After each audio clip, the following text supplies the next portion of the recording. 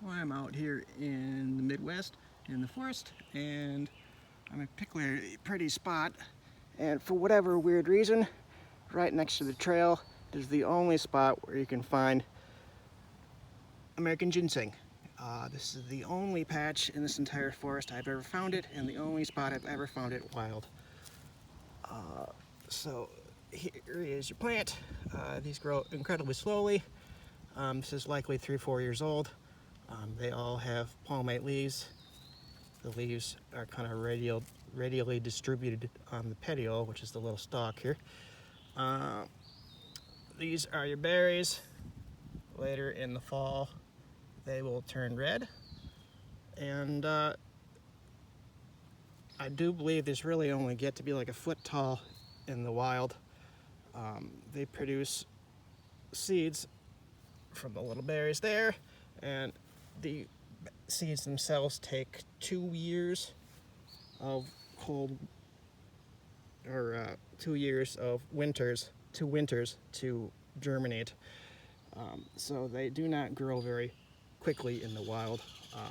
And given that they're purported to do pretty much anything as far as medicinal use, including curing cancer, which honestly may happen, it's hard to say, but they have been overpoached in the wild. Now these can be grown. Here's another one. Fairly easily if given enough time. In a wooded setting, they need shade to grow, but they are very, very slow. So here is a little patch of the babies. They all have 3 leaflets, serrated leaves, and they literally do not grow any bigger than that the first year. That plant right there is probably maybe 3, 4, 5 years old, depending on how much light it's been given. So they definitely are slow growers. These are rather hard to find in the wild, and you should be lucky if you ever see one.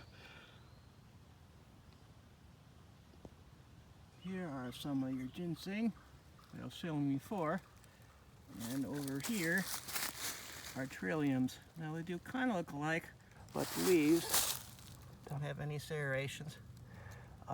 The flowers themselves are vastly different, but it's not flowering time at the current moment.